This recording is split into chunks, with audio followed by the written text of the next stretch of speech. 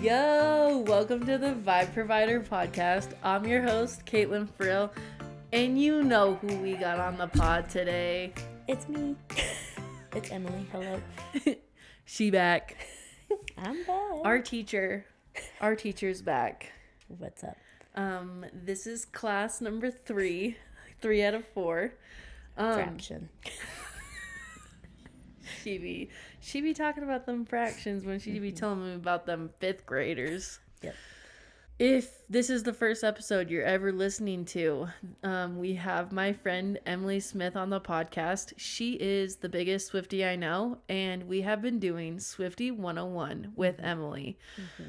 I think it was episode 6 was Swiftie 101 part 1, and she talked about debut, fearless, and speak now eras. And then episode 7 was part 1. Then episode 8 was Swiftie 101 part 2, and she talked about red and 1989 eras. And then so today is Swiftie 101 part 3, and we're talking about reputation and lover. Yes. And if you're also new here, we ask some get to know you questions with our guests, and that will be in her first episode on the podcast, which is episode 7. So if you want to learn a little bit about Emily, you can go listen to 7, and if you want to get caught up, you can listen to 7 and 8. If you don't want to, literally no one's worried about it. We are just glad you're giving the Vibe Provider a chance. Love you. Love you guys. Heart. Thanks for listening. Welcome to episode 9, though. Yeah, welcome to episode 9. We do have our life updates and a few questions that we always update.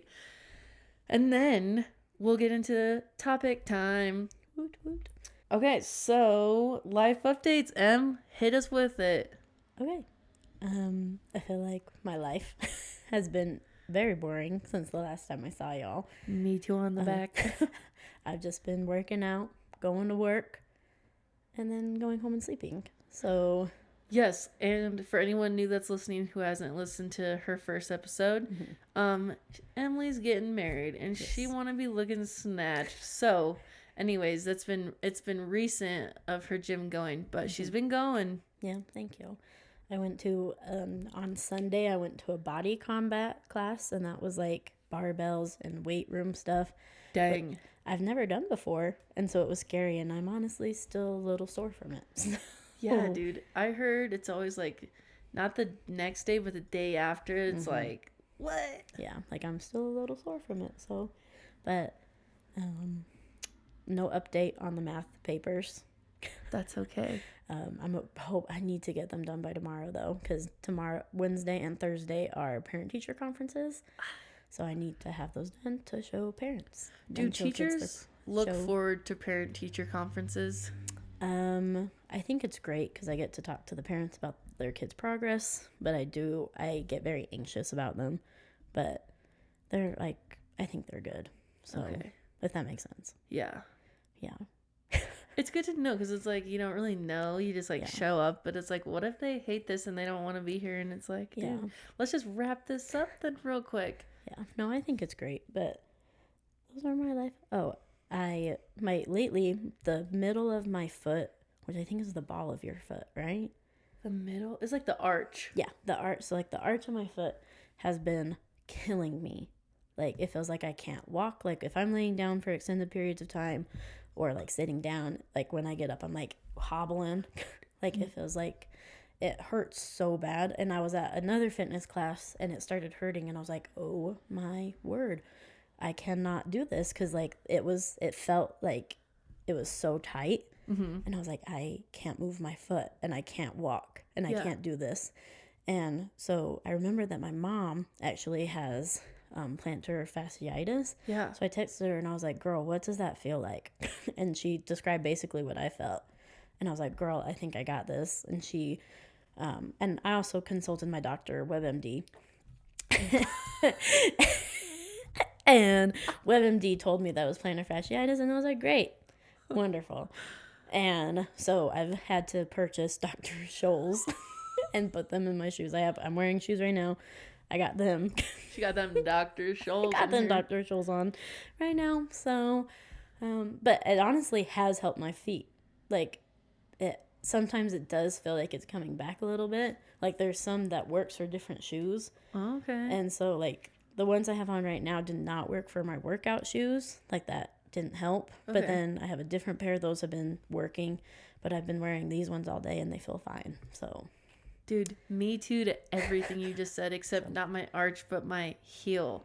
I am always tight. Like, I always have, like, neck pain, shoulder pain. But yeah, I literally, same. Everything you said is my heel. Like, it's almost like wigging out my knee. Yeah. Because my muscles are also tight. But my mom's a physical therapist, so she checked WebMD for me. No, I'm just kidding.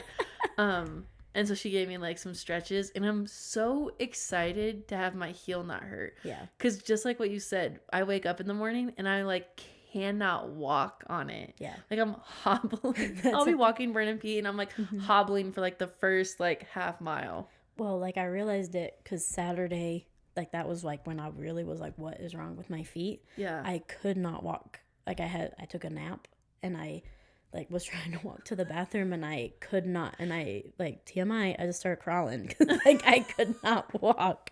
And I was like, this is awful. So then after I was WebMDing and then I was like, I should probably consult someone who actually has this. Yeah. And that was my mom. So shout out to you, Mom. Dude, we just be having the same thing. Yeah. But I think that's all for my life updates. Every other update we're going to get to in just a moment. So what about you, Caitlin? Any life update? Thanks for asking, pal. So polite. I'm like, man, just love having you here. Oh, I love being here. I've been working out with him. She's the one that got me working out because when she came on the podcast first, she, said like, oh, I'm working now. I'm getting married this year. And then the very next day, she's like, do you want to come work out with me? And I was like, for sure. What the heck? So anyways, I've been going, and we have realized that we are fitness class girlies. Oh, we are. Sign us up for Pilates. Oh, what's it called? Water aerobics. Water aerobics. Like, we're there. Anyways, so that's been nice. And it's been nice to have someone like helping you stay accountable. So it has been really nice because sometimes I'll be like, I don't want to go. But then I'll be like, but Caitlin's going to be there. I know. And then it's like, she's my bestie. I got to dude, go. we're just yapping. We're just on the treadmill for 20 minutes, just yapping. And then we're like, all right, let's get this thing going. And we just do a workout. Yeah. Last time we were on the stair stepper and I saw a guy fall off it. And I was like, but Caitlin didn't see because we were just yapping. No, and I was like, 10 seconds, 5 seconds. Okay, we're done. Like, I could not worry about anyone else but me because it was brutal. 5 minutes was all I could give to the Stairmaster. In our defense, we had just done like the little leg press thing, and we did do like 100 pounds. So that's in our defense. Yeah. But yeah, no, same with them. I just really don't have anything going on. I didn't really have anything going on. I did have a good Sunday dinner. My sister-in-law is an amazing cook, and it's just like good chilling with family. Even if like there's no plans, it's just like sometimes that's the best. Yeah. And that is when I learned about Taylor Swift's new album. So, but we're not going to talk about that yet because I want to ask Emily, what is something new on your wish list this week? I don't know. That's a hard one. You're telling me there's not something? Well, I don't Have know. you ever? Oh, I do. My apologies. No, My B. Or spit it out. No, I forgot. On TikTok last night, I saw that Lululemon was coming out with new stuff, and they're coming out with a new quarter zip that's called Strawberry Milkshake, and it's like a beautiful light pink, and it was coming out today.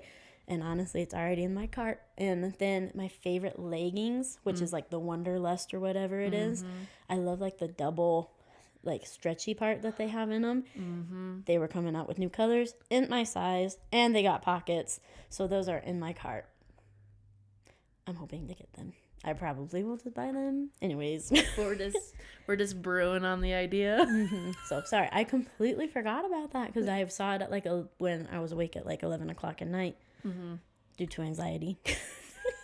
Due to anxiety. And so, yeah, I totally forgot about that. My bad. No worries. Sometimes when it's 11 o'clock at night, dude, I will never be up at 11 o'clock seriously, just yesterday, Kala and I were in bed. I was literally in PJs at like 8:30, and it like turned 9 o'clock, and I was like, turn the phone off, like turn it on silent, turn the lights off, and he was just amped up. I don't know. He was just like, it's like it's time to party. And I was like, Kala, we are going to sleep. And the thing about me is like, we both need to go to sleep. Like, I can't sleep if he's up. So it's like, if you're in, like, honestly, I need him in there too. I'm like, hey, he's on the couch. I'm like, get in here. I need to go I need to go to sleep. Anyways. Oh, hold on. I don't mean to interrupt you. I forgot a life update. Oh, spill it. My apologies. I think me and my fiance picked out a venue last night. Bro, that's huge. So there's one here in Utah that I really love. It's so expensive though, but I am obsessed with it. But it's just it's like half our wedding budget, basically. And it's been featured in People multiple times. Like, I am obsessed with it, but it's just too much. And then we went and saw another one that was on the cheaper side, but I just didn't love it as much. But there was one last night, and I remembered, and I was like, Patrick, I love this venue as well. And it's kind of like a perfect middle. Ooh. And he was like, oh yeah, remind me. And I was like showing him pictures, showing him the little pamphlet thing. And I was like, what about this? And he was like, oh yeah, I forgot about that. And he was like, well, I'm getting my retro check like in a couple weeks. Maybe we can go tour it again, and that can be our venue. So, this is so exciting. Patrick, please. This is so exciting. I really hope. And it was like, not to keep interrupting you, I apologize, but it was like the venue that I could picture us getting married there. Like the really expensive one, I could see it, but it was also just kind of like... But you can always kind of see it when it's like this big, huge, amazing thing. But when it's, like... I had chills when I went and toured the middle one. Like genuine chills. Like, you can ask my mom, because my mom was touring with me. That's a sign. And then she was showing... I agree. I think it's a sign too, but... This is another sign. She was showing us the sound system when we were touring it. And she was like, I'm just going to pull up a random song. And she just like put it on shuffle. It was Dear John. So since it was a Taylor song, I was like, it's meant to be. But Patrick hasn't seen it yet. And so he wants to go tour it before we decide. But that is freaking wonderful news. I totally forgot. No, don't be sorry. That is something we got to share on the pod. Yeah. Is a couple footsteps forward in the wedding. Thank you. Planning. Yep. Because it'd be coming up, fam, this year. It is. It's coming up. It's creeping. It'd be creeping. Sorry. Don't be sorry. What's on your wish list? Sorry for yapping. Guys, let's be honest. Shop Kristen Jones. They could be coming out with new t-shirts. And she creates her own designs. And I told you guys about one of my hyperfixations was she had this Valentine's Day collection, and I bought some because I could wear them all year. And then she came out with some March or like St. Patrick's Day, but they're not like St. Patrick's Day. It's just like Lucky, or it was like 777 or like an 8-ball.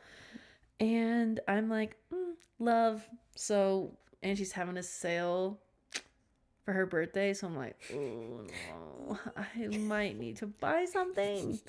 Bagoos, we talked about it last episode. I just need more because I have an addictive personality. Girl, same. And I don't know if I told you this, but I told my other friend, I really want this long barrel curling iron, 1.25 bio-ionic something. Anyways, I have long hair, and I have the tiniest curling iron, and it's the worst. And it was $15 from like Walmart. So I would love to get a new one, but it's like not pressing. So just on the wish list for now. Love. But before we get into our Taylor updates, I need to know what hyperfixation you're on right now. I don't know. I was thinking about this on my drive over. I think the thing I've been like nonstop thinking about is protein. Which I Yeah. feel like is so boring. But my trainer wants me to try to eat 100 grams or like of protein Sheesh. a day. And that's like triple what I used to eat. Uh-huh. And so I feel like it's just always been like it's been in the back of my mind for the past like week. Like protein. Like Patrick and I went to Costco and I was like, does it have protein? No, we're not buying it. Oh. And poor Patrick was like, but I want it. And I was like, we're not getting it. Where I'll be like eating something and I'll be like, how much protein does this have? Like, it's been a bad, like, I don't feel like it's bad because I think it's probably really good for me, but it's been like a nonstop like train of thought. So I feel like that's probably my hyperfixation. I believe it. Eating more protein. So Yeah. what about you? ABC cookies from Walmart. I went to my sister-in-law's house, like I said, on Sunday. And she has kids, and I was so starving. We got there a little early before dinner, and I was rummaging through her snack drawer. And I tried these little ABC Walmart cookies, and they're like Lorna Doones or like Laura Doones. I don't know what they're called, but they're like shortbread cookies. And holy dude, I could have pounded so many. So literally, I finished eating that pack, like the little like bag of cookies I had. And as soon as I threw the trash away, I like got on Walmart.com and ordered them. I try not to go to the store so I don't buy more than I need. So I literally just ordered the cookies. I get that. And then another hyperfixation that I've been loving is my snack tray for when I go read. Love. So I don't know if you guys have seen, there's these like little trays that you can put on your Stanley. And it like holds your treats. I want one so bad. I love it. And then I put it on my Stanley when I'm like editing a podcast or like just on my computer or like reading. So I like have my water and I have my snacks. And my best one so far was grapes, goldfish, and animal crackers that are dipped in like that pink or white whatever with sprinkles. Oh, I love those. The circus animals. So I feel like I'm always like, ooh, gotta make my little snack thing for like when I read. Anyways, so I'll have to post what that looks like on the podcast Instagram so you guys can see, kind of envision what I'm talking about. But Love that for you. we're done yapping about our lives. Now it's time to yap about Taylor's. Yay! So these are our Taylor updates. Taylor time. Taylor time. So Taylor updates are what has happened recently with Taylor. You're probably thinking, oh, topic time. No. Hold your horses. It's what happened in the past week. It's what is new at Taylor in the last week. So I wrote some things down. Do you want me to say them and then like you give us your reactions or like what you're thinking? Yeah, that's fine. Okay. I'm so excited. So you thought Taylor was gonna everybody, we as Swifties Don't thought pretend Taylor was. you weren't a part of this, Caitlin. I know. You were in this I was too. trying to just put it all on you. That was my bad. That was a toxic thing to do, and I'm very sorry. Okay. No, but we thought Taylor was going to drop Reputation in South America. In Tokyo. In South America, and we were clowning. You're right. Yes, Then sorry. we were like, it's gonna be the Grammys. She clowned us again, bro. No, she didn't. fooled We us. clowned ourselves. We found ourselves. Dun, dun, dun, So anyways, I dun, put, dun, dun. we were clowns again, and I just wanted to know your thoughts on not getting Reputation, but a whole new album. Listen. So how it has been, if you're not familiar, it was Fearless Taylor's version, Red Taylor's version, Midnights. And I was like, that's an interesting pattern. And so I was like, what if she does 2 more re-records, like Speak Now, 1989, and then does a whole new album? But everyone on Twitter, like I thought that like a year ago, and everyone on Swiftie Twitter was like, no, that's not possible. She's not going to do that. And like people always was shutting down the 2 albums, new album rumor. And I was like, that might be a pattern. Like, Yeah. I think that like we all thought when Midnights came out that it was going to be like Speak Now or 1989. And then she hit us with Midnights. And so I was like, I feel like that has to be a pattern.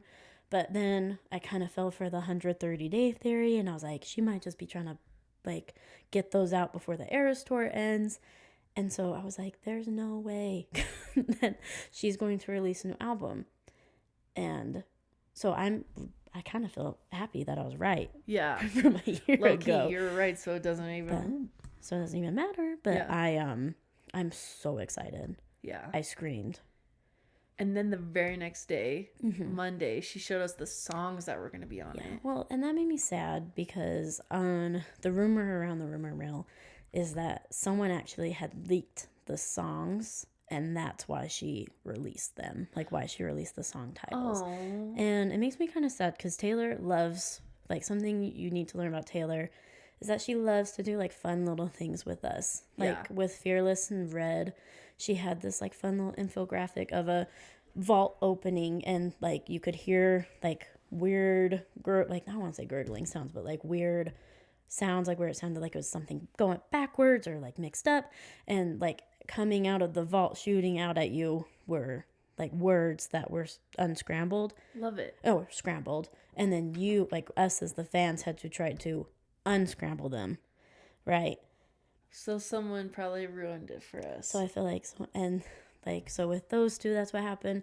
Midnights, she did like this little she did Midnight's Mayhem with me, and she had this like little bingo thing that she would spin, and out would come a number, and she'd be like, oh, this is track list 1, Lavender Haze. And then she would kind of talk about what Lavender Haze was about. So it was so much fun.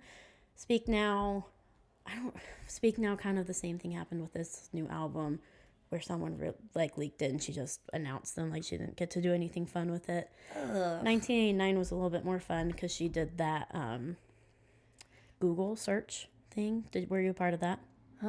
I was a new Swiftie. Yeah. I'm still new.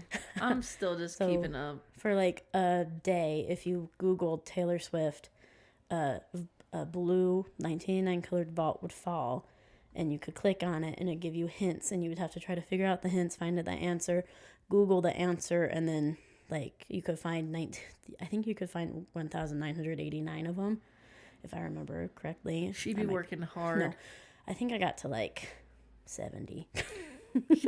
Yeah, I cheated a little bit. Sorry, Taylor. It'd be like that sometimes. And that's how we found out the Speak Now vault songs. Okay. And so I feel like she was probably so excited to do something fun with us. Yeah. But then they got leaked. So, yeah, but I'm so excited for them. Hopefully she still like tells us a little bit about the songs, but I haven't seen so many videos. But I wanted to ask you about her white dress. Yes. Was it a wedding dress? It kind of looked like one. Because I did see someone post one of a wedding dress that looked very similar to that. And then they said, I wouldn't marry me either. Because she says that in what song? In You're Losing Me. Yeah. And I wouldn't marry me either. And then she wears a wedding dress. So. Devastating. I don't know. It kind of looked like one. But I don't want to be like, it was a wedding dress. I'm going to skip down a few. Okay. But did we think Midnights was a breakup album?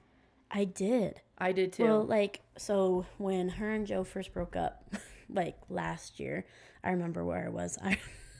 It's so dramatic. I remember where I was, what I was wearing, because it was like devastating to me at the time. Because he was dad. Yeah, he was like our dad. But she's our mom. He's our dad. But anyways, so I was really sad about that. And then the more I listened to Midnights, I was like confused, because I was like, wait, if you like listen to the lyrics and like truly try to put like what we kind of knew how the relationship ended, or what the rumor around the rumor mill was about how the relationship ended, you were like, wait, some of these songs kind of more fit what Taylor's going through right now. So I did think Midnights was gonna be the breakup album and she was gonna move on. So do we think the Tortured Poets Department will be the breakup album? Oh yeah, if you look at the names of the songs, if you look at the names of the songs, I think some song I should have written this down. That's okay. But like Harry Styles had a shirt and it was But Daddy I Love Him. Yeah, and that's the name of a song. Is that like coincidence? I actually saw this.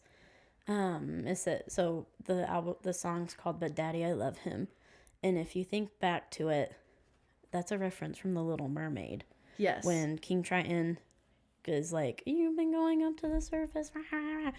And she's like, but daddy, I love him. Mm-hmm. And if you think about it, and we'll get more about Joe in a little bit. Yeah, in Midnights. But in Midnights. And we'll talk a little about him, but during Rep and Lover. But he, like, it's like from The Little Mermaid about a girl who loses her voice to be with a man.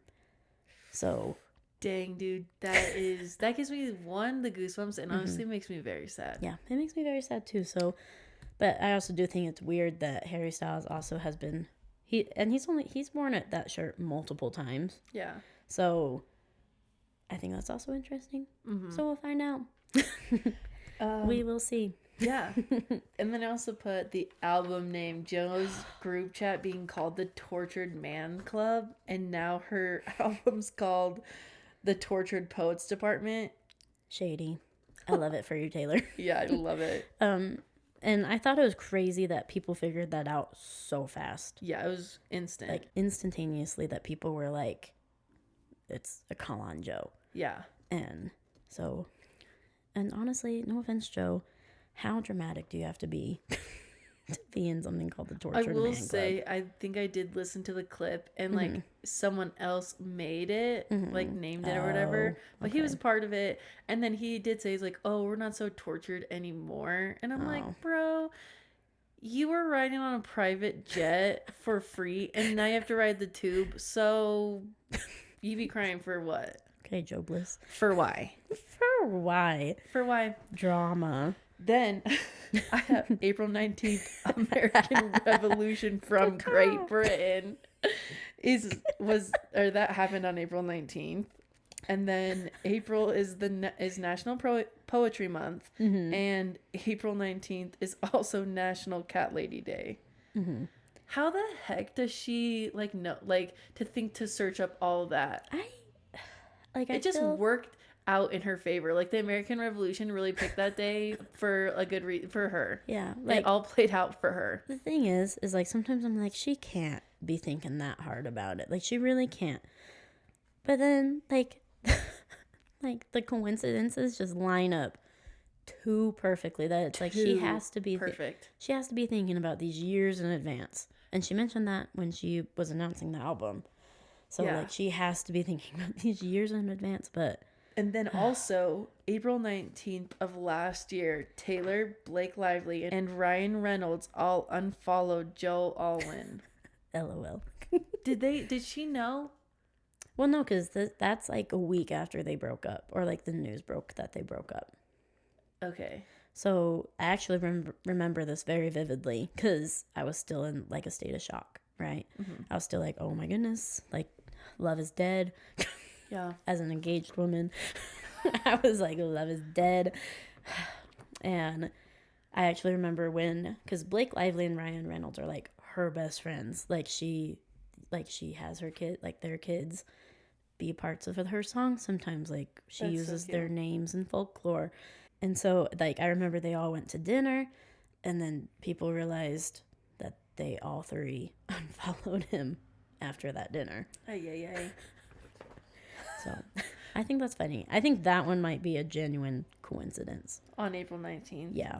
Dang. I think that might be a genuine coincidence. And also, how the heck did she have time to write a new album while she's in the middle of a worldwide tour? Well, she did say that it was 2 years in the making. Mm-hmm. And so, but I also think she kind of just stays up at night and writes and sings. And she's probably calling Jack Antonoff up and is like, hey, come record this for me. Ay, dude, that's wild. Yeah. Like, she's so impressive. Mm-hmm. No, she's my hero for real. And then the last update that I have written down is Jay-Z doing what Kanye kind of did, but nicer. How he was telling us that Beyonce deserves more respect and support, but, like, he also cheated on her. Mm-hmm. Like, a couple years ago. Okay, Jay-Z. But I'm like, sir, please, if you could just mean it. Yeah, I was watching that and I was like, what? Like, and his daughter was on the stage. I'm like, what kind of, like, I thought it was nice. Like, I think the sentiment was nice, but I just didn't think that was the time or the place. Do you think Beyonce was like, dude, not again? You could kind of tell by her face. I felt like when, like, if you watch the video or like when I was watching the Grammys, you could tell she was kind of like, all right, Yeah. kind of a thing. So, but I agree. Like, you're gonna cheat on her, and then you're gonna tell everyone else that she needs more respect and support. Yeah. And it's like, dude, Beyonce has the most Grammys out of everyone, and it's like you're gonna cry about another. Yeah. Well, and honestly, like, because I'm pretty sure he was talking about last year's Grammys, right? Because Harry Styles won Album of the Year last year, and he beat Beyonce. And because I remember, this is a whole other thing, tangent time. Sorry. No, you're good. Box time. She put the papers down. But I remember, I love Harry Styles. I'll admit it. I'm a Hailer through and through. But I love him too. And I remember, like, he won the award for Album of the Year. And people actually were standing up when he was doing his acceptance speech and being like, Beyonce deserved that. And then Taylor, when she heard that, she actually stood up to show support to Harry. Because if we all remember, that's what Kanye basically did was... Beyonce should have gotten this award. Beyonce should have gotten this award. And then he, like, gave the mic back. Mm-hmm. Also, one thing I want to say is watching back, like, videos from the Grammys, Taylor is hyping every single person up. Mm-hmm. When Miley was singing, she was, like, singing along, like, she stood up for everyone. And sometimes she was the only one standing. Yeah. When SZA was accepting her award, Taylor was standing up and, like, kind of, like, had her hands together, like, oh, yay. Yeah. And, like, SZA was like, thank you, like, hi, Taylor, like, love you. And it, like, zoomed out, and Taylor was the only one standing. Yeah. She just is so excited for everyone. No, she's the ultimate hype woman, for real. I thought of something else. Oh, yes. She was singing along to Olivia Rodrigo, and now everyone's like, is there no more beef? I honestly don't think there ever was beef. I don't think so either. But I will say this, and it might be people might be like, "Oh, Caitlin, you suck, canceled." No. If Taylor had to learn the hard way, I feel like everyone does. Like, or not just Taylor. It's just like you can't use someone's song and then expect someone to be like, "Oh, no worries, go ahead." Yeah. Like, it's like she's been working so hard. I don't know. I get what you're saying. It's like, if Olivia doesn't learn now, when is she? Is everyone, like, no one's just going to be like, oh, free pass, you're fine, don't worry about it, you're a nice girl. It's like, no one did that to anyone else. And so it kind of sucks that it's like, oh, you make Taylor look the bad person when she's like, hey, that's my song. Like, I made that beat. Yeah. And so it sucks because they're like, oh, I looked up to you, and now it's like, it's just like, but, like, if you ripped off someone else's song, they wouldn't have, like, let you have it either. So no, and I agree. Anyways, that's kind of my thought on that. Yeah, but I agree. Well, like, I don't know if she was doing it to her, but it looked like Olivia blew a kiss towards her. Oh, did you see that? Hopefully. Yeah. Well, if not, it's just like everyone thinks they're doing good now. So yeah, I agree. Dun, dun, dun, dun. You made it to topic time. Welcome to Swiftie 101 with your teacher, Emily. Hello. Today's lesson is going to be reputation and lover. So buckle up. Buckle up, friends. It's about to be crazy. Big reputation. Big reputation. I've told myself I wasn't going to burst into song this time. No, be singing for us, fam. I'm just using those instructional strategies that I know. Okay, now that we're at reputation, I'm supposed to remind you about the delicate intro. Do you want to talk about that just first thing, or do we trust ourselves to remember it later? Let's just talk about it real fast. Okay. In the delicate intro where it goes, gorgeous, that is Ryan Reynolds and Blake Lively's child. Oh, cute. And it's just cute. And I'm actually very excited to see who she uses. Is it going to be Jason and Kylie's child, like one of them? Oh, cute. Are they just going to do the same thing and it's not going to be like a cute little baby voice? Yeah. What's she going to do? Who knows? Oh, cute. Very curious. Was really hoping to know, but I'm also really excited for a new album. So true. Can't be too much of a hater. Okay. All right. First bullet point. Where is she now? The last time we left off, she's on the brink of the whole Kanye thing. Yes. Where Kim lied, said that Taylor gave them permission to say her name in Kanye's song. She didn't. And everyone, yes. Kanye fans, Kim Kardashian fans, whoever, is calling her a snake, coming at her, and then please proceed. So during that time, she wipes all her socials, nothing. Like, not even a bio on Instagram. Like, there's not a single thing. For how long? About a year. She kept it that way for a year. Yeah. And, like, everyone was like, man, where's Taylor? Like, and, like, honestly, she talks about this in the Miss Americana doc. But she says no one physically saw her for a year. And that's true. Like, no one ever saw her. Yeah. Forever. And she... and like everyone's like, where's Taylor? Like, I'm missing Taylor. I'm getting into my freshman year of college. Yeah. I'm like, where's she be? Where's she at? And then For why? Like, I knew why, but I was devastated. No, really. And because it was kind of a hard time to be like, not to be like, it was so hard, but it was a hard time to be a Swiftie because everyone was like, you're so dumb for liking Taylor. She's a snake and she's a she's all these things. Especially if, like, you're a really big fan and you love her music, and then all of a sudden she's gone and you don't know if she's coming back. And that can be devastating, especially when it's like you were growing up era by era with her music, and then it's like, is she done for good? Like, do I have to find someone else to, like, continue growing up listening to, you know? Yeah. And, like, we all kept being like, we all knew she would have to come back because she had one more contract with Big Machine like one more. And that was known. Album. And that was known. And so people were like, she has to be doing something. But we were like, when? Okay. When is it going to happen? The comeback of a century. So she comes back. Yes. But what's the first post or the first, like, what's the first thing? Okay. It was the most iconic thing ever. It is the tail of a snake.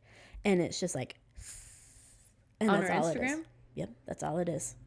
No caption, no nothing. It's just a little tail, and it's just, and you're like, what? I remember I was got the goosebumps. No, Reputation is like, I had to be their album. I was in my freshman year at college, and I was in my own little Reputation era, to be perfectly honest. Hell yeah. But I remember I was at a little cafeteria thing in college, and when she posted it, and I remember being like, everybody. I was like, everybody pause. Nobody else cared. But that's then lame. She just kind of, like, every, like, other day or so, she would just do a new part of the snake with this, till finally you got to the head of the snake, and it's a little snake, and he bites at the screen, and then it glitches, and you're like, what's going on? This is amazing. And then you just hear ding, ding, ding, ding, ding, ding, which is the intro to Look What You Made Me Do. We know that now. Yeah. And then she's like, all right, new single, Look What You Made Me Do, coming out whenever. It was like sometime in August. Okay. And I was so excited. And I am psychotic. Look What You Made Me Do is my favorite music video. Have you ever watched it? Yes. Okay, because she has said that Look What You Made Me Do has so many Easter eggs in it that we don't even know about. Like, wow. Even now. Like, really? She said that we will not know them for years to come. Goosebumps again. Full body chills. Yep. And then she announces her new album, Reputation. So in this year of her being gone, she's setting herself up years and years in advance. 100%. That's genius brain cells right there. No, she's big brain for real. That's crazy. But can I talk about Look What You Made Me Do? Because it is my favorite music video. So it begins. You're in a graveyard. And it's like the little, like, beats kind of playing on in the background. It's like a spooky little graveyard. You come to a gravestone and it says, here lies Taylor Swift's reputation. And then she just bursts out of the ground, and she's actually wearing the dress of her last music video from Out of the Woods. No way. Because that's when her reputation ended. Yeah. That's when she hypothetically died. And so she's crawling out. She's like, I won't sing it for you guys, but, like, she's singing, she's doing the thing, and then it flashes to her in a bathtub of diamonds, and that's kind of like what people think of her. She's just the spoiled rich girl, And she's singing. She's on a throne with snakes. And the thing with Reputation, you guys got me on a tangent. I love how she took what everyone in the world was calling her and made it her own brand. Yeah. I love that for her. Yeah. Love it. Anyways, she's like on a throne. She's singing. She's wearing like a beautiful red dress. I can't even. I have chills just thinking about That's your homework. If you have never seen, Look What You Made Me Do. Music video. Yes. Please do. Assignment number 1, due by next Friday. Due by next Friday, people. But, dude, it's like... And then my favorite part is when she gets to the bridge and she's standing on top of a mountaintop of all her old past selves. Yes. And they are climbing at each other. They are clawing at each other. They're like Red and Fearless are like fighting over a mic stand. My side note, sorry, if you watch the behind the scenes video too, she's fighting with like a stunt double because it's obviously not her twice. But she's like, I hate you, get out of my room. And then she's like walking back to her dressing room to get changed again. And she's like, I don't know where that's fun. I have no experience with home invasions. Like, it's so funny. You have to go watch it. And then when she's like, I'll be the actress starring in your bad dreams. Yeah. All the old hers start falling. And they're all like falling, and she's like, ooh. And then she's on the phone. I'm sorry, the old Taylor can't come to the phone right now. Why? Oh, 'cause she's dead. So iconic. So iconic, because I remember where I was when I watched that music video. I think I was in the same cafeteria. I was on a meal plan freshman year. You know how it is. And I remember watching it, and I just had full body chills when you hear, I'm sorry, the old Taylor can't come to the phone right now. Because these people had taken, and ruined her reputation and kind of killed her. And it was over the phone. And it was over the phone, and she had to reinvent herself. She does it all the time. She does it all the freaking time. Sorry. She came back from people like not believing her. Yep. And I love Look What You Made Me Do. I could sit here and talk about it all day, but we got other stuff to talk about. It says, parentheses, we can go frame by frame if need be. Another episode, we'll just watch it. And I'll just pause it. And then, at the end of the music video, she's spray painting Reputation on the side of an airplane. And all her old selves are like together and they're talking. And like her Fearless self, and like a lot of the criticism she got with Fearless was that she was too emotional. Like, because every time she won an award, she'd be like, oh my goodness, thank you. And like, she'd be crying, and people would be like, no. And like, people would be like, stop crying. Like, you're awesome. And so like she got a lot of critiques for being emotional, and that was like when she was like in the beginning, so it's like still so new. Anyways, don't even get me started. But and they're like all talking to each other, and it's all like stuff from those specific eras that people had critiques for her about. And I just love how she took what people were being mean to her about at that time and was like, boom, she put it in her freaking music video. I love the look. She is so smart. I will probably say that every episode. It's like, she is just so smart. No, she is. And that's something that actually Travis has said about her, is like, he's just in awe about like how much of a mastermind she really is. No, she is. Like, she's a genius. Yeah. It's so cool to see. I wonder if she's always been like that, or if just like being in this industry, like, makes you have to be mentally tough and like figure it out and like be creative, and like, I gotta say, I hope, like, you can't just become that. I wonder if she's always been super creative or very thoughtful about all the things she does. I feel like it's a combination of both. Like, I think by the time Reputation happened, she'd been in the industry for almost 10 years at that point. Yeah. Like, I think she kind of understood her fandom and like understood what the people wanted almost. And so I think it's a combination. All right, now we have Tom Huddleston. It's supposed to be Hiddleston. Tom Hiddleston. I spelled his name wrong, my bad. All I know is he's Loki. Yes, so if you're not aware, Tom Hiddleston is Loki from the Marvel universe. So last week we talked about Calvin Harris. They had been dating for a year. Her and Calvin were dating, I think, roughly at the same time the whole Kanye thing happened. And I think kind of the end of Calvin and Taylor was that he didn't really have her back. Yeah. During the whole thing. I'm not 100% positive because, once again, no one really talked about it. Yeah. But, so I think that, but she kind of immediately starts dating Tom Hiddleston. Which I was right like, after. low-key, like, I could see this. Yeah. It was a classy guy with... Yeah. And he was 100% like a rebound guy. But I think he really loved her. Like, because he would wear I Heart TS shirts. And like so they would be pictured in the ocean like kissing and oh, that's darling. So I always get this mixed up, so my apologies, but I do think her relationship with Joe and Tom kind of overlapped just a smidge. Okay. Because I mean, she does talk about it in Reputation, and if you listen to High Infidelity from Midnight's, she kind of talks about that. But I always get kind of confused by the overlap. Okay. Because I feel like it's Calvin, Tom, then Joe. So do you think she's dating Tom and she meets Joe? Yes. And so then they break up and then she's like, I'm going to shoot my shot. Yeah, that's 100% what happened. She shoots her shot with Joe. Yep. Is this during when she's black? Or? No, so. She comes to life again. Yeah. She drops Reputation and then she meets Joe. No. Okay, we'll get to it in just a second. Okay, sorry. Whoops. We can get started on there. No. It says Tom, and then who's Karen? Karen.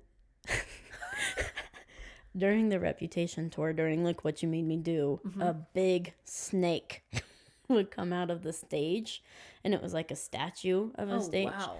It's like a statue of a snake, and her name is Karen. That's all I really have to say about her. So if you ever see like, oh, I miss Karen, it's the snake that would. We miss Karen the snake. Yeah. We could watch Reputation, the that tour. That kind of gives like Voldemort vibes because Voldemort has a snake named Nagini.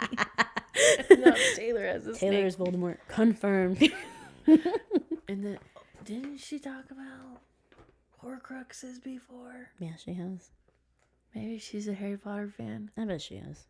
Which is funny. Side note, sorry. Which is funny because I've seen videos of Jason and Travis on their podcast, and Jason is like, how do you not know what Hogwarts house you are? And Travis is like, I don't like that nerdy crap. Yet. So, yes. I said that same thing when I met Kala. And now I know I'm in Hufflepuff. Very fitting. Very fitting. Okay. All right, we can start talking about So now Joe's next on our list. Yes. All right. So she meets Joe at the Met Ball. Dang. And this is I'm like... surprised he got invited. D-list celebrity. Was he working there? Was he working the event? Yeah, he was. He was at that point. So Joe Alwyn, if you're not aware, is a British actor. He's been in a couple movies. Like, I've seen a couple of them. None that I've seen. At that point in his career, when he was invited to the Met Ball, he was in this thing. I forgot what it's called, but I've like watched it on TikTok. And it's like called Billy something. And it's about this guy in the military.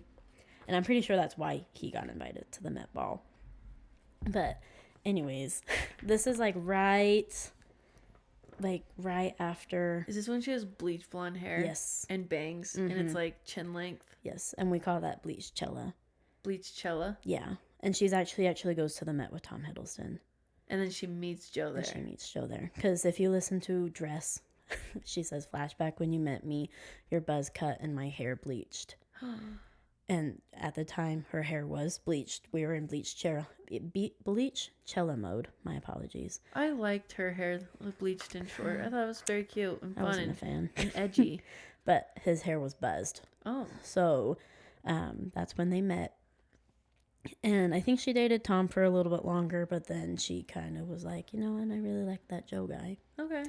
Let's go see what that's about. Yeah, let's go see what that's about. And like they would kind of do secret meetups at this bar on Sunset and Vine. in LA. Was she living there? I think she kind of bounced back and forth between LA and New York at that time.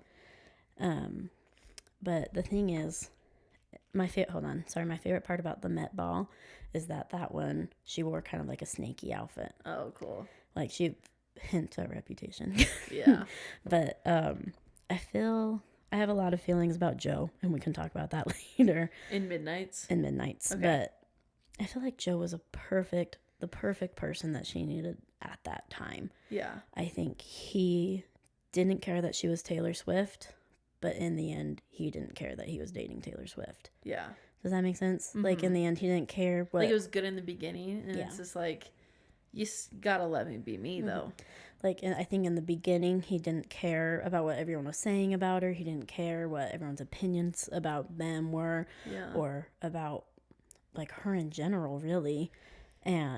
But then I think towards the end, when she kind of started being herself again, and when she kind of bounced back, he couldn't handle it. Okay. To be perfectly honest. So she dates Joe. She's actually dating Joe that whole year that she's like hiding. They're dating that whole year. And she releases Reputation, goes to the Met Ball, and she's dating him. No, she has not released Reputation at this point. So she goes to the Met Ball. So Met Ball, Joe, Reputation. When did she come out with the single? For Reputation? For Look What You Made Me Do. Oh, for Look What You Made Me Do. It goes, Look What You Made Me Do. No. I just messed up the order. Oh, no worries. My apologies. Can you tell us the order? Yeah. So it's Met Ball. So she comes back. No. So she's about to go in hiding. Before it becomes all too much. Hold on. Yes. She's got bleached hair. Yes. For the Met Ball. Yes. This is before she goes into hiding. Yes. Then she goes to the Met Ball. Met Ball. Meets Joe. Yes. Goes into hiding. Yes. No one physically sees her for a year. Yes. Does that mean Joe knows secrets? Oh, yeah. I wonder, do you think she has to pay him to keep his mouth shut? No. Probably not. Yeah. Okay. Nobody knows. Goes to the Met Ball. Starts dating Joe. Goes radio silence. Yep. Deletes everything off her Instagram. Yep. She's planning. Yep. Dating Joe. Yep. Sorry, I did the order weird. I was just too excited to talk about look what you made me do. Okay. So then she comes back. Yes. Look what you made me do. Mm-hmm. Instagram posts. Yep. Now, on our thing it says Rep Tour is our next point. I love the Rep Tour. Dear Netflix, why'd you take it off? Bring it back, Netflix. Hate our guts. Rude. Disrespectful.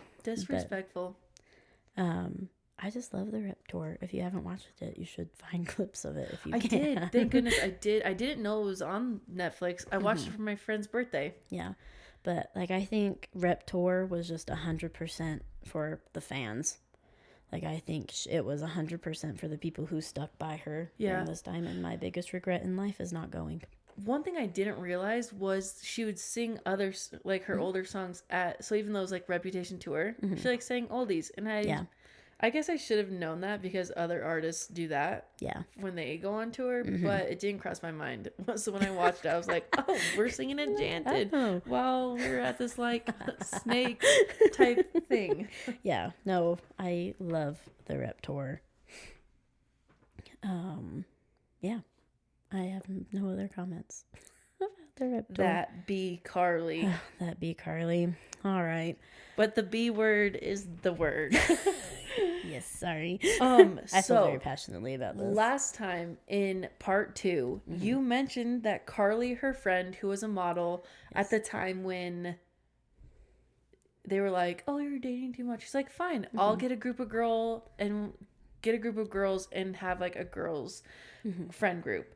And then she becomes really good friends with this Carly girl who's a model, and then they're like, "Oh, are they more than friends?" Da da da da. Okay. Yeah.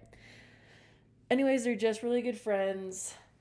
And then you were like, Carly, what did she do? She kind of stabbed her in the back a little bit. Stabbed her in the back. What did she do? Tell us. I gotta know. I don't even know who this Actually- Carly girl is. I actually had a friend text me and she was like, I'm ready to hear about what you have to say about Carly. Start So from the top. I hope I don't disappoint. Well, so anyway, like Caitlin was saying, her and Carly were like inseparable. They would go to basketball games together. They'd go on trips together. And they would do like posts all together constantly, right? And then, like, kind of during the Reputation era, you don't really hear anything from either of them about each other.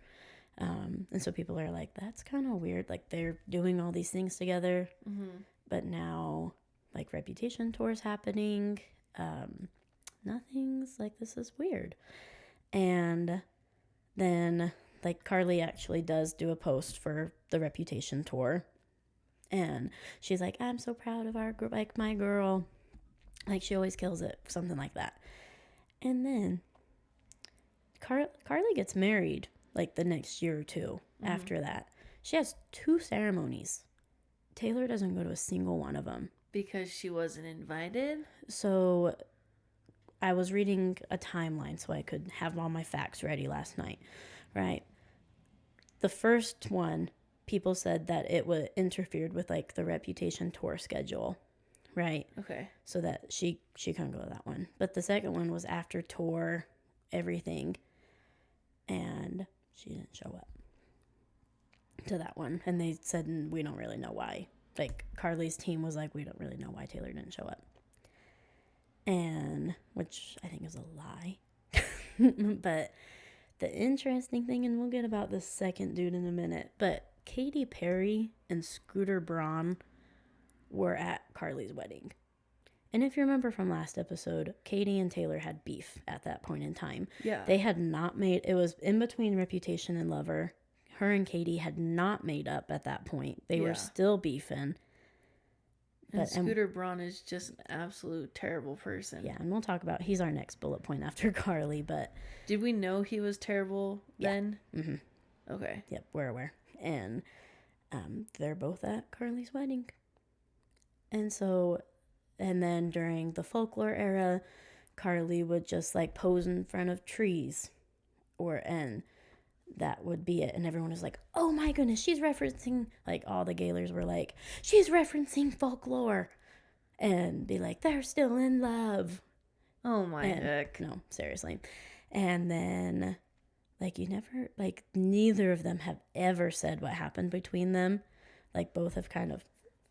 Yeah. And like I said last week, Carly did go to the last show of the Eras tour in LA, but she was like in the nosebleeds. In the nosebleed, she was in the 300s, and I feel like if her and Taylor were still pals, Carly should have been in the VIP tent. True. And I don't know.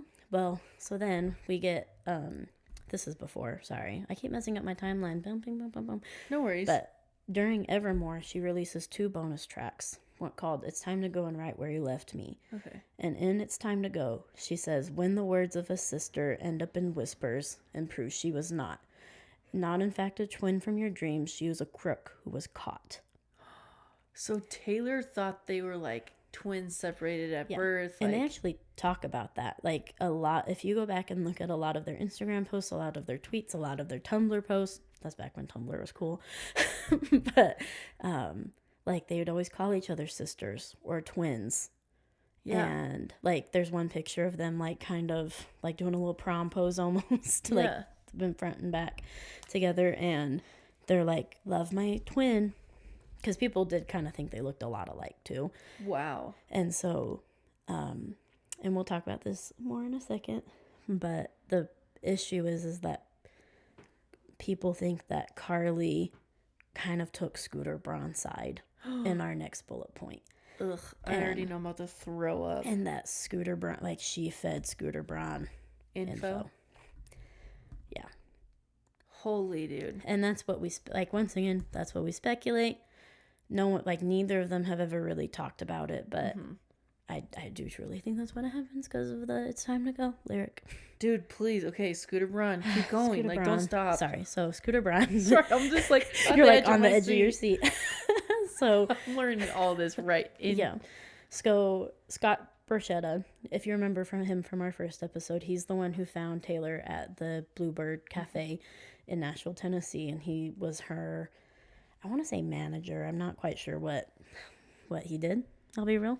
But when Taylor signed her contract, she signed a contract saying that when she would write songs or sing songs, like when you make a song or you sing a song that's your master, right? And like that, you're the master of that copy, right? Does that make sense? Mm-hmm. And so at the time she signed the copy, that when she would do that, the masters would become Scott Borchetta's, and Taylor wouldn't own them technically. Okay. I believe I got this right. I tried to like remember. I'm not a very musical inclined person, so I think I got this right. But so Scott Borchetta owns these masters, and once Taylor's contract was up, Taylor would have the opportunity to buy those masters so that they are her music. Love it. And like that's how Makes it should always be. It makes sense. Love it. How it should always be. If she's the one writing them and singing them, yeah, they should be hers. But so Scott Borchetta was getting ready to sell her masters. Taylor had expressed interest in wanting to buy her masters. She had told Scott Borchetta multiple times that she wanted these masters. Honestly, it should just be like just a given. Yeah, that like the person who wrote it would, like, you would check, like, hey, I'm getting ready to sell these. Do you want to buy them? Yeah. And he did not sell them to Taylor. He sold them to Scooter Braun. Yeah, and we don't like Scooter Braun because he sucks. Yes, he's like, Taylor has never liked him. Yeah, like she knew he was scum. Yeah, and she mentions in this interview she does, and they kind of take clips of it from Miss Americana doc. I think it's Barbara Walters that she's interviewing with. I can't remember though. Don't quote me on it. But she's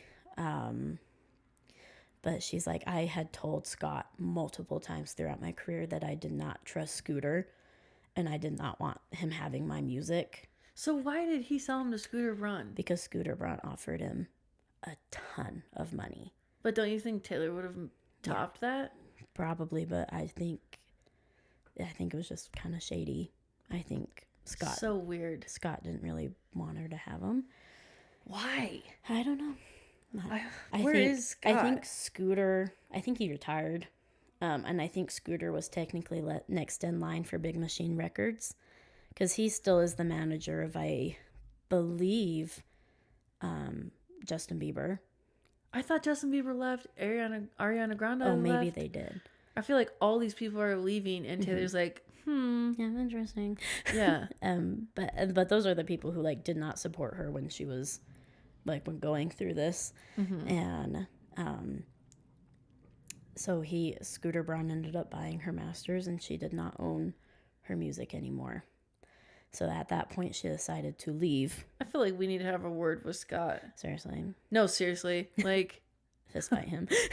Like, I just want him to know, like, how much of a shady dude he is. Honestly, not surprised that he probably works in Hollywood. It's like, you're the people it's people like that make Hollywood thrive. Yeah. Oh, 100%. And then, yeah, same with Scooter Braun. Isn't Scooter Braun, like, going to jail, though?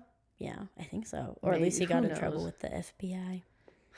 Whatever. But anyways, so what else do you have to say about him? I just feel like I absolutely hate his guts. I kind of do too. He's just shady, and like there's no reason for him to be the one to get Taylor's masters. Not at all. He doesn't look like he'd be a bad guy. No, I think he looks like a punk. But now I'm just like, yeah, looking at him, I'm like, dude, yeah, you should have got beat up when you were a kid. No, I shouldn't say that. I know Scooter Braun is so terrible, but I still probably shouldn't say things like that. But he owns the old versions, and that is, if you're not aware, that is why she's making Taylor's versions. So let's say you bought 1989, but like the old version, he would get that money. Yes. Not Taylor. So that's why we don't buy it, and we don't mess with that.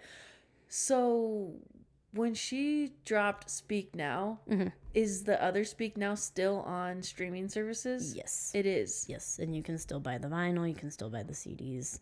They're just not as widely distributed anymore, because I think everyone kind of knows. No, everyone knows don't buy that. Yeah, and so that's why she's doing Taylor's version, so that she was able to, I'm not quite sure how this works, but she was able to like petition for the songs to still be hers, and if she kind of just changes them, like if she changes a line or changes a note, they become hers. Okay. I think that's how that works. Cool.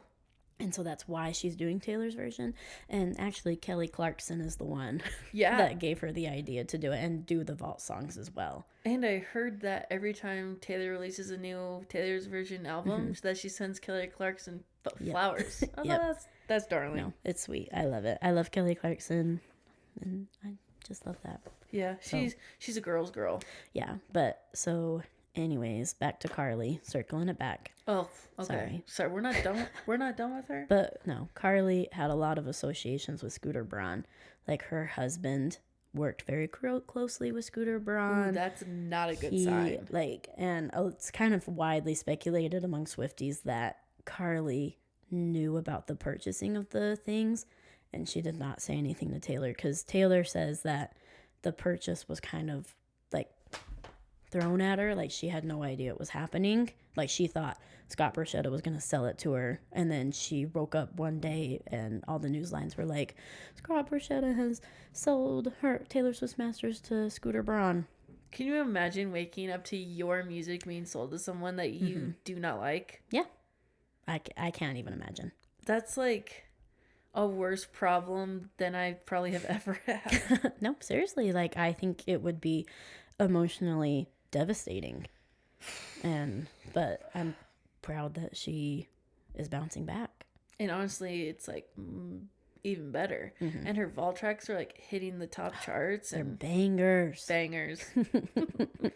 But that's Scooter Braun. Okay, so what about 1, 2, 3 LGB?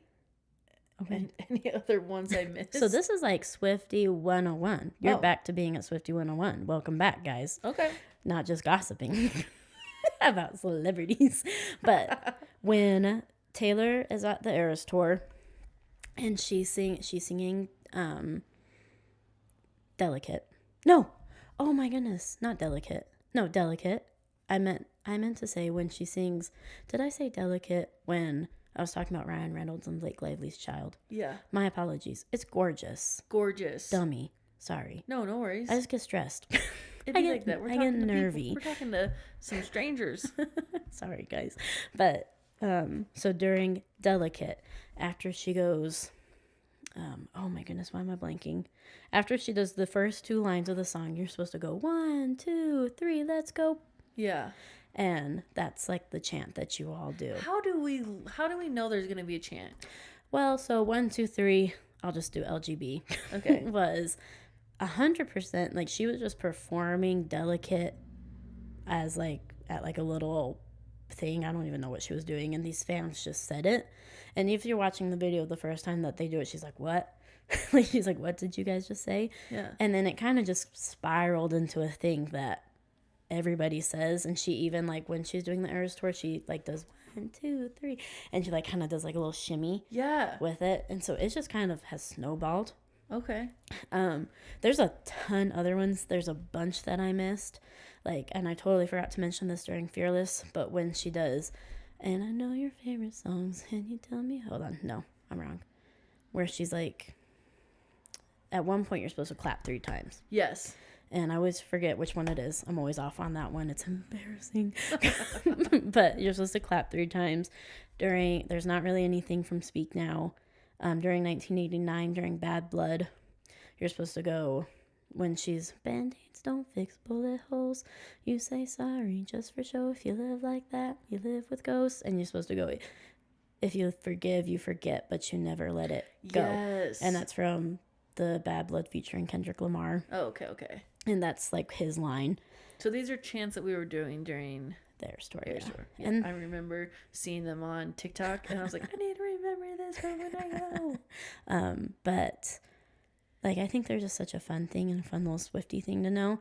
There's other ones. That really is Swiftie 101. Yeah. Like, if you're a Swiftie, you know the chants. Yeah. And like, there's other ones, like, but those I think are the 3 most popular ones. Like during Bad Blood, once again, if you remember during the Eras tour at the very beginning, she was singing Bad Blood, and she was looking into the crowd, and there was a security guy yelling, at a girl, and she's like, "Hey, stop!" while she's singing. Yeah. And so that's kind of a part of the chant as well. You're supposed to go, "Hey, stop! She wasn't doing anything." Yeah. As she's singing, but people don't really do that one anyways. Okay. Then there's one during Blank Space.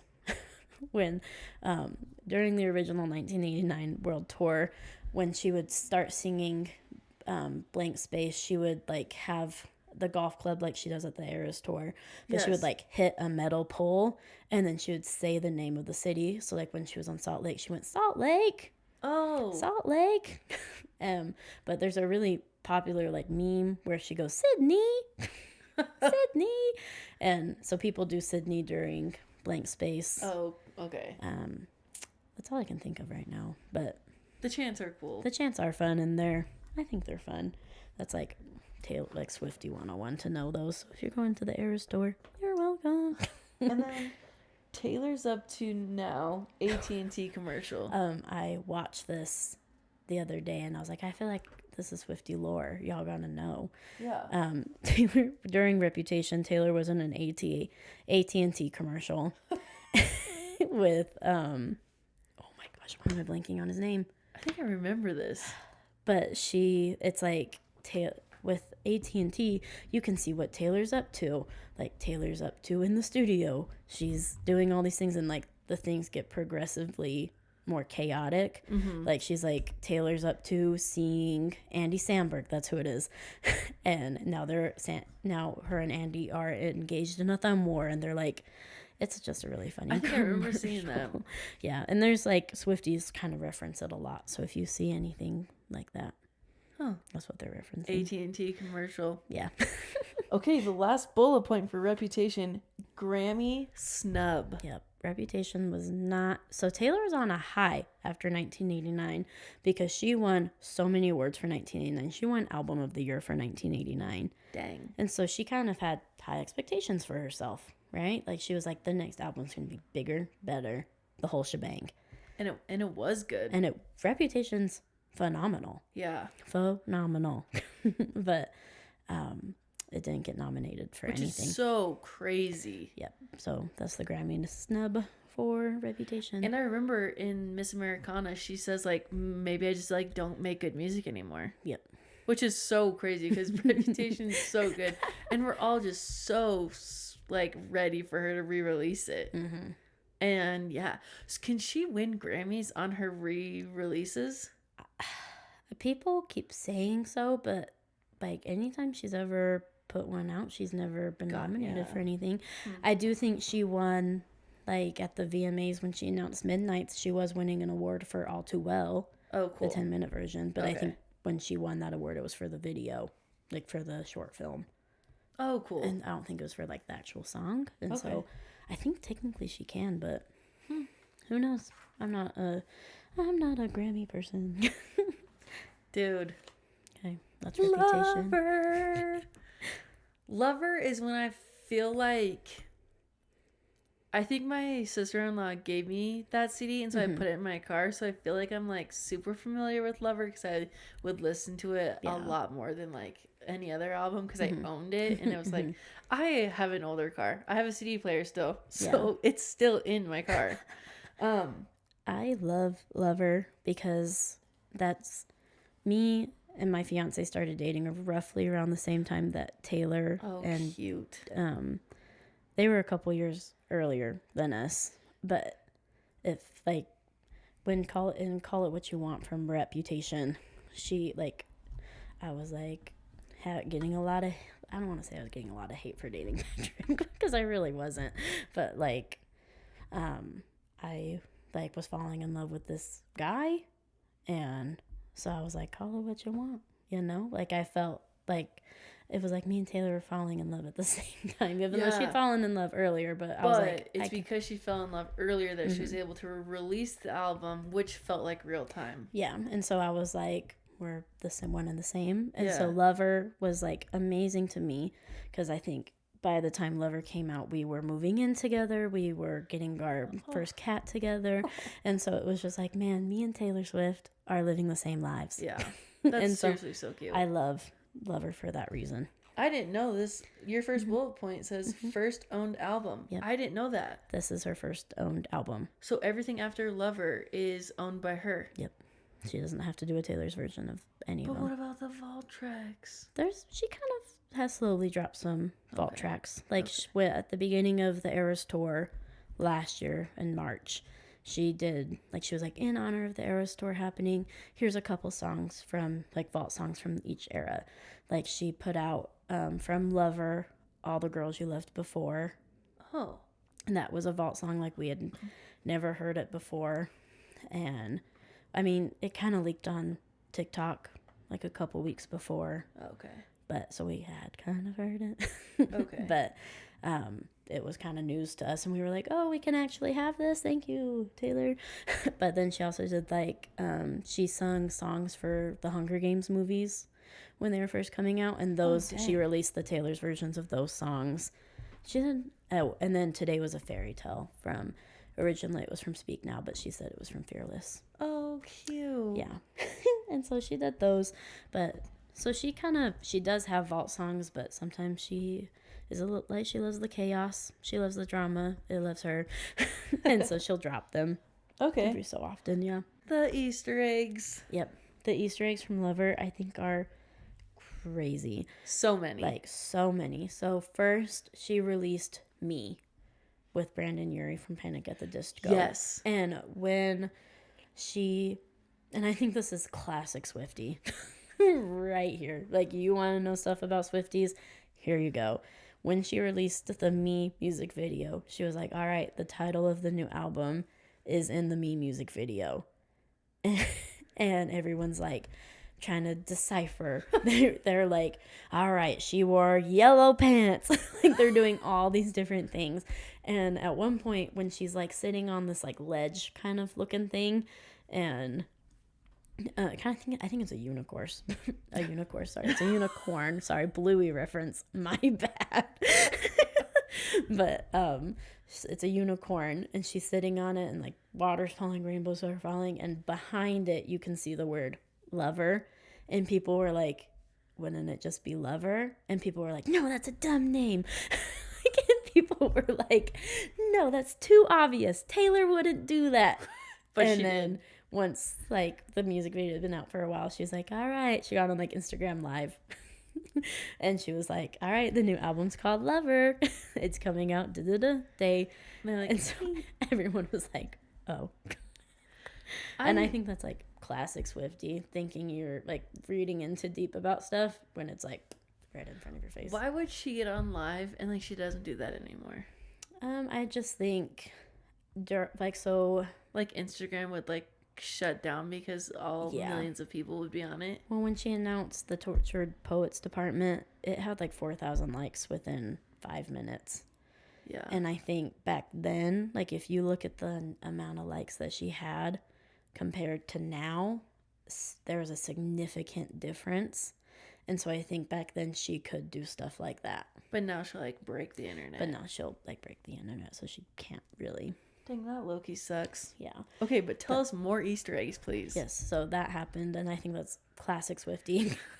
Reading too much into stuff when it's right in front of our face.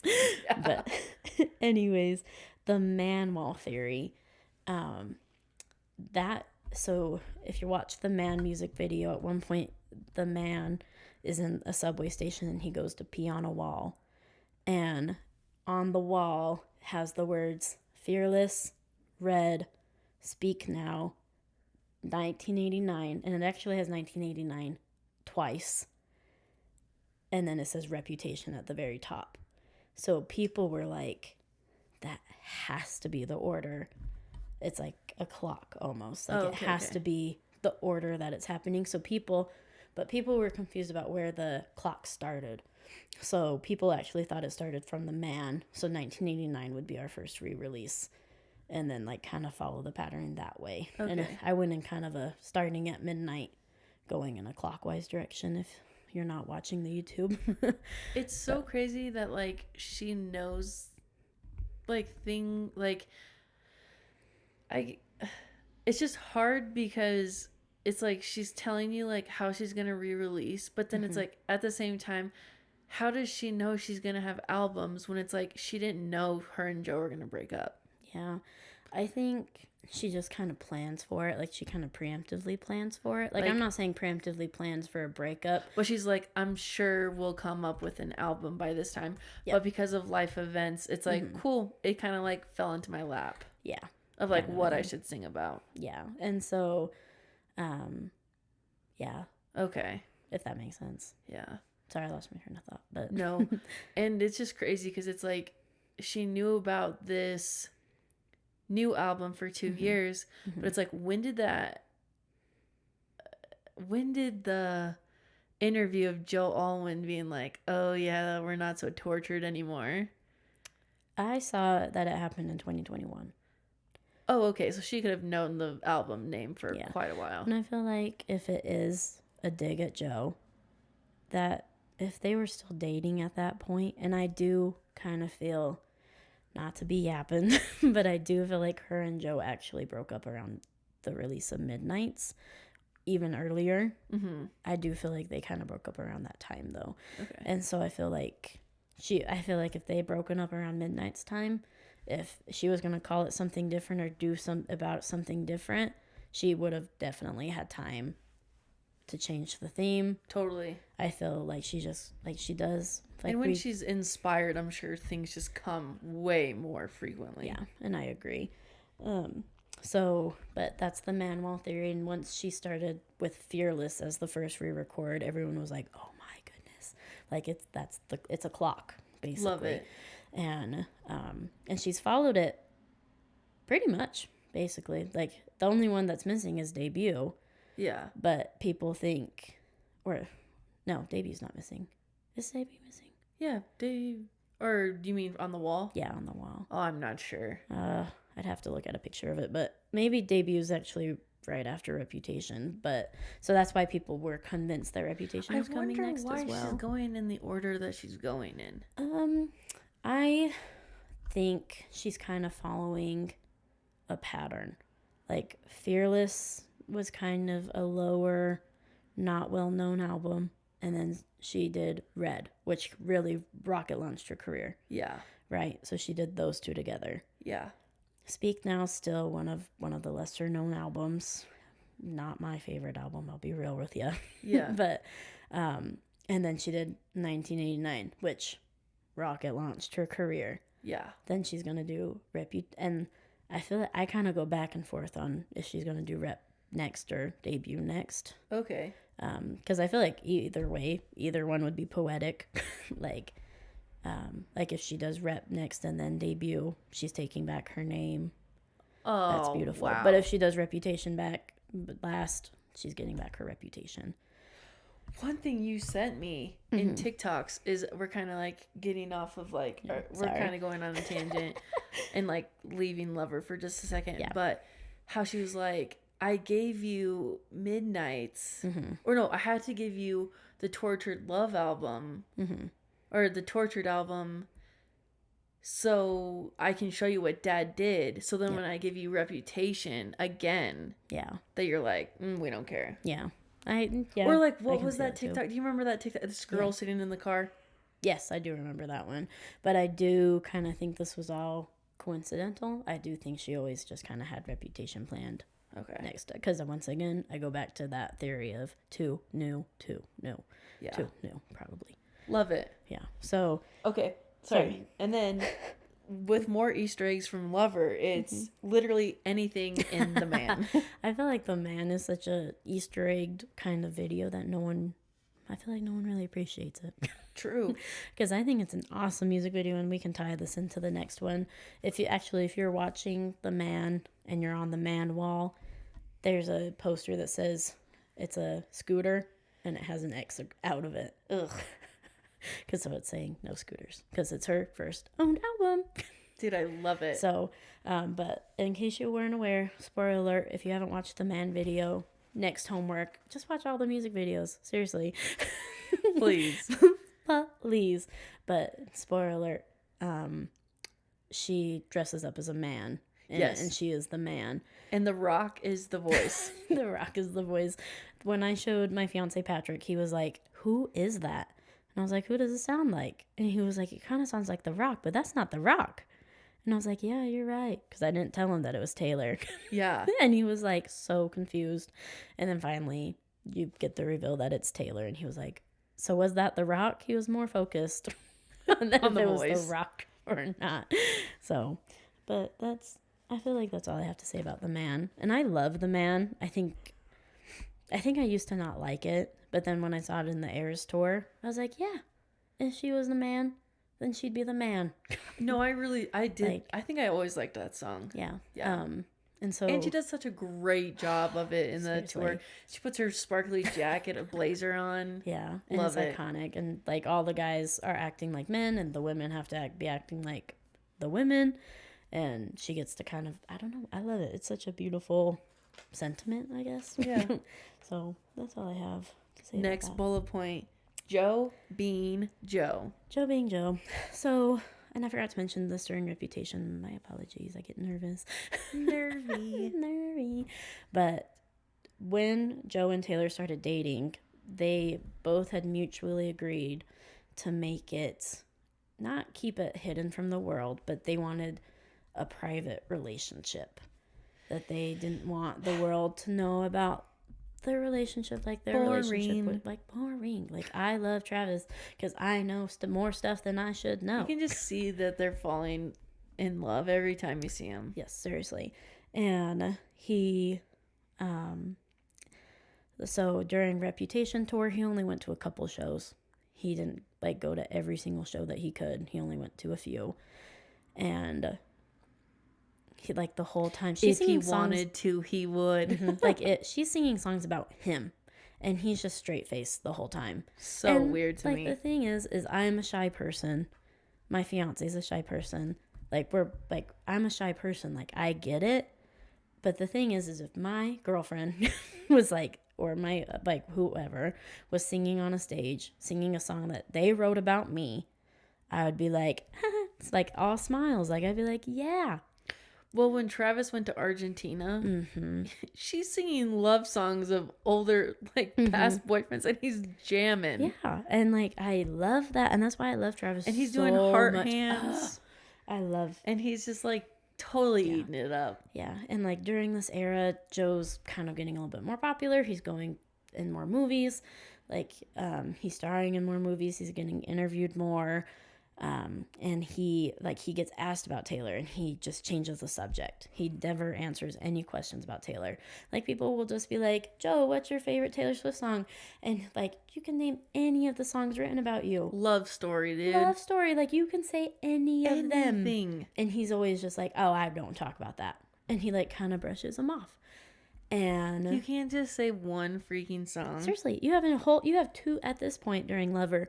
You have 2 whole albums about you. 2. And you're just being Joe.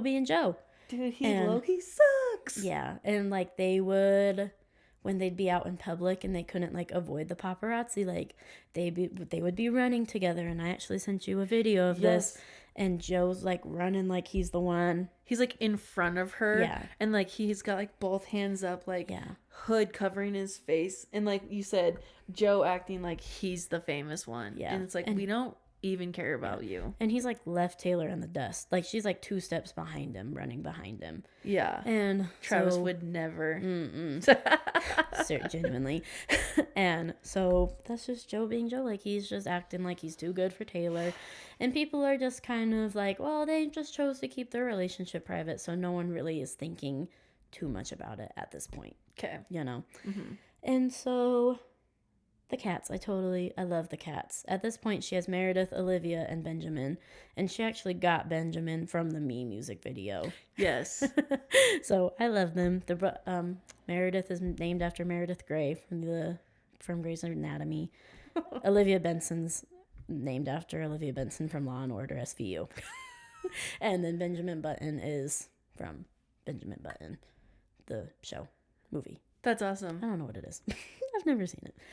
But I love the little cats because I think that's when she, like, I feel like she embraced the cat lady thing during 1989, and then she kept getting more cats.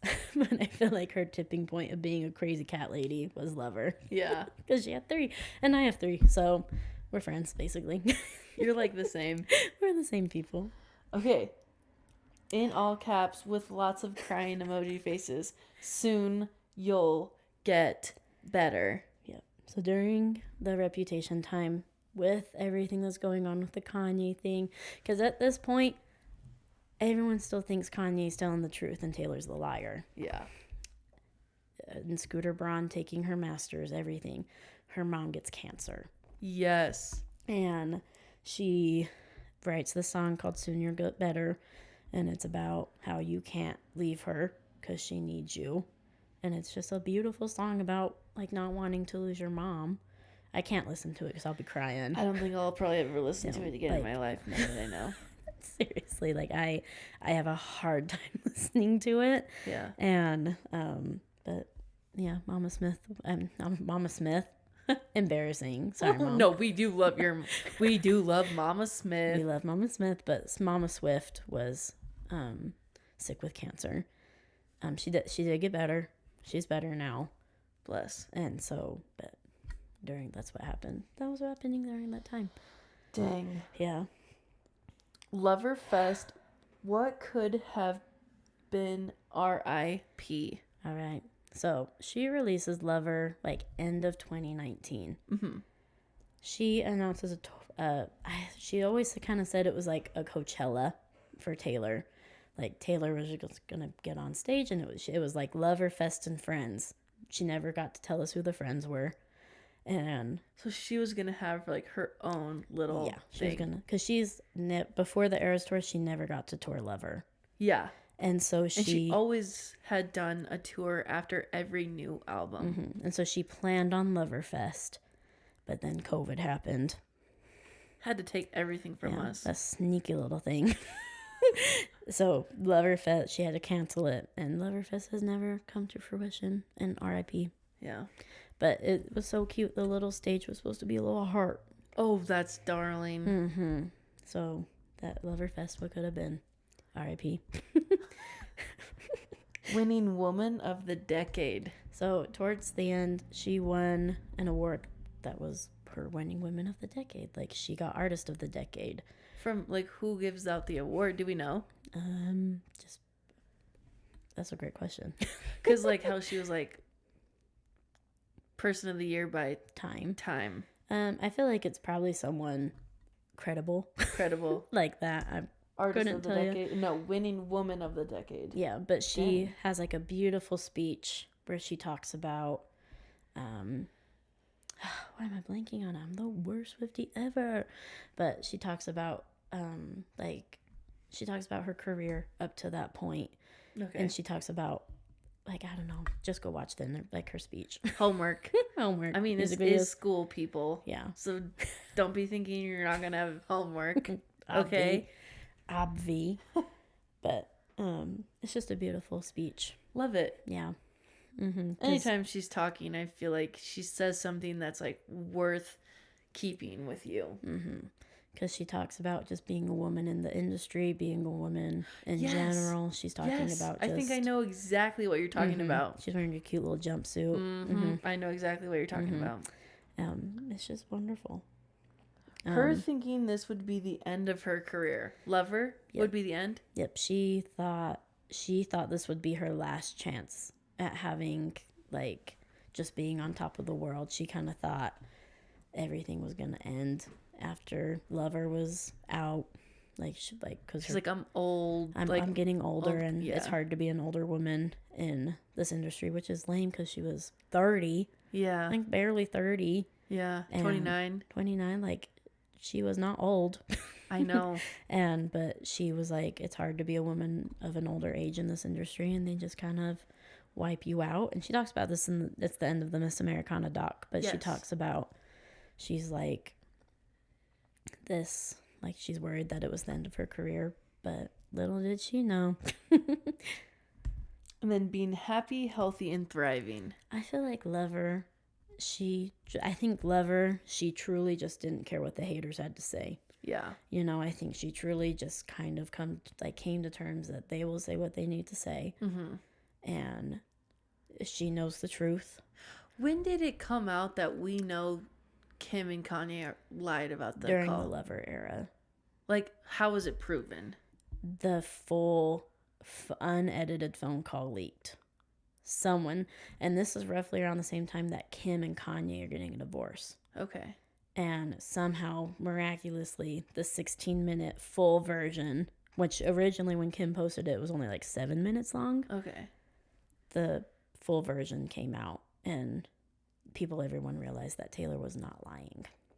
And that's when kind of people turning the tides back towards her. Does that make sense? Yeah. Yeah, but it's roughly around this time. And so, and I think when that happened and she realized, hey, I'm right. And she I knew I wasn't wrong. Like, Yeah. I knew I wasn't lying. But I still gave everyone what she thought they wanted. Yep. But like, she's in love with Joe. She has 3 cats. She's content. She's content. She's happy with like everything just going on. And I feel like it was a hard era with her mom and everything. But I think once her mom got better, it truly picked up for her, and she was just happy, healthy, and thriving. And then you are right about this bullet point. Speaking up more about politics, which is shown in the Miss Americana.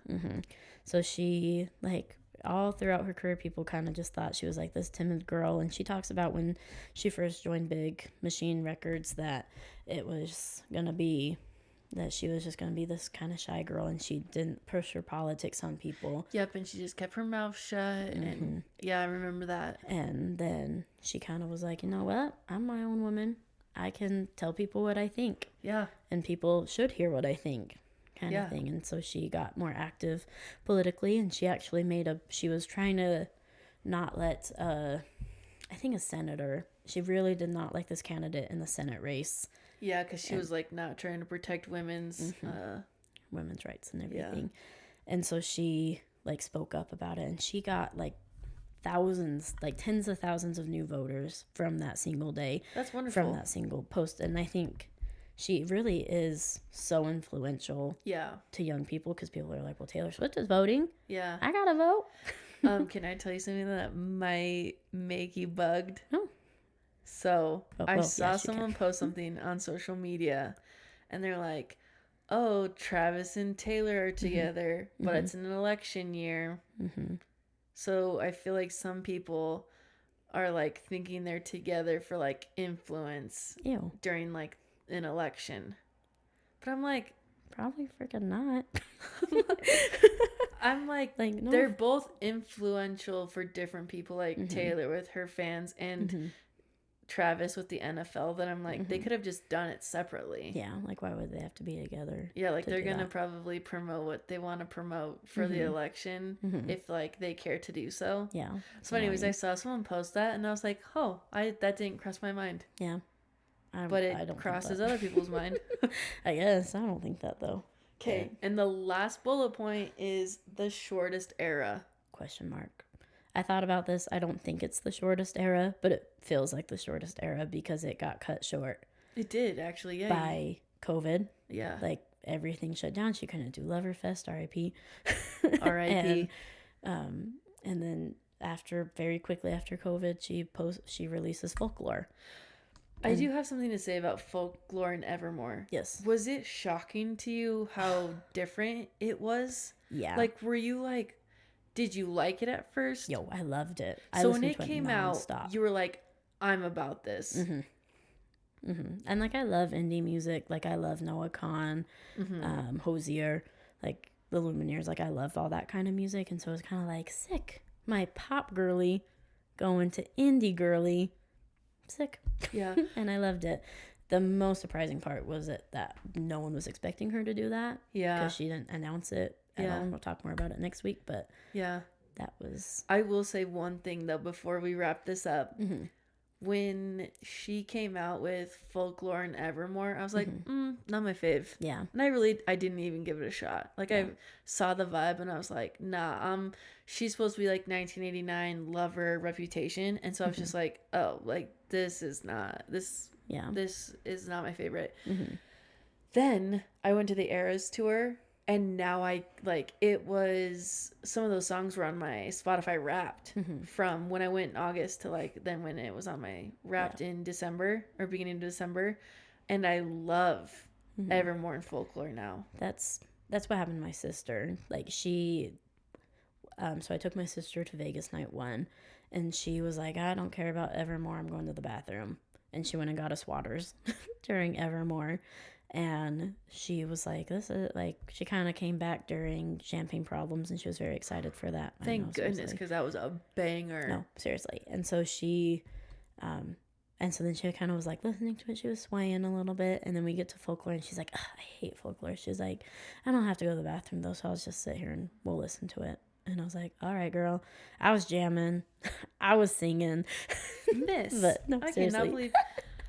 And so, but now it's like her favorite. And I'm like, girl, where were you back in March? I actually had to go to the bathroom during, I had to pee so bad during the Eras tour. But I kept thinking it was gonna start. Yeah. So I would never go because I'm like, oh, what if it just like starts? And so then I didn't go. And then luckily, like, I had gone to the bathroom so many times before because I was so scared. Like, I did not want to go to the bathroom during the tour. And so I didn't even go during Folklore Evermore, even though I had no idea what the words were. Yeah. But that's when I was introduced to like how good that album really is. Yeah. And then it reminded me again when I saw the movie. And I was like, yeah, I freaking love Evermore or Folklore and Evermore. Yeah. The teacher bladder came in clutch during the Eras tour. I didn't have to be once. Dude, I freaking love that. I did have to towards the end, but I was like, it's Midnights. I gotta hold on. Oh, Midnights. I could never, like, I was preparing myself and listening to Midnights came out, and I was like, nah, it's like, meh. Yeah. And then like a couple months go by, and then I find out I'm going to the Eras tour, and then I start like preparing, and I'm listening to Midnights, and I'm like, Midnights freaking rocks. It's like she releases something, and I don't like it at first, but she knows what's good for me, and then if I just like give it another shot, I'll love it. Yeah. So actually, I did buy the new CD. Because even if at first I don't like it, I know I will like it. So I bought the vinyl. Yeah. There's 2 things that I completely forgot. Please. Sorry. The enlighten ADHD. Us. The ADHD be ADHD and Carly. She. Caitlin just rolled her eyes. Freak that girl. She like kind of in the midst of everyone being like, why are Taylor and Carly not talking? You remember last week when I said Katy Perry came out with a diss song called Swish Swish? Yeah, but we don't even know it because it's like probably not even good. It's not. But she post like in the midst of their like supposed falling out, she made an Instagram post and used the term Swish Swish, and it was roughly around the same time. Dirty little girl. So I forgot about that, but I just remembered. That's messed up. But then actually during Lover, Katy Perry and Taylor Swift do kind of patch things up. Oh, perfect. And during the You Need to Calm Down music video, they like show that they're friends again, and Taylor has actually sent Katy Perry and Orlando Bloom's child stuff as gifts. Darling. So they're pals now. Love it. Like Taylor's a little hamburger, Katie's a French fry. Oh yeah. And they hug in the music video. Yeah. But like they're pals now, but not with Carly. Yeah, because that girl freaking had to do stuff with Scooter Braun, and that's like the lowest of low you could ever do. So I'm literally not surprised. Interesting. Dude, I can't thank you enough for coming in and teaching course 3. No, thank you for having me. I feel bad. Everyone's probably like, get this girl off. I mean, regardless, I'm like, for those Swifties out there, this is for the people who like want to know and just like don't have someone who knows all these specific facts era by era. I got you guys, and I'm so thankful that you guys tune in every week to listen to me. about my favorite person. Dude, we just love yapping, and we love yapping about Taylor Swift, so. I could do it for like 6 more hours. We've been talking for a while, so. I know, we always do this, like, late at night, too. It's 9:30 p.m. because our girl is a teacher, girl. Yep, sorry. So, no, don't be sorry at all. Anyways, we're grateful for having you come on and teach us all the Taylor Swiftie things. Thanks for letting me come on and talk. Anyways, we'll see you guys next time. Yep, last episode. Bye. Bye.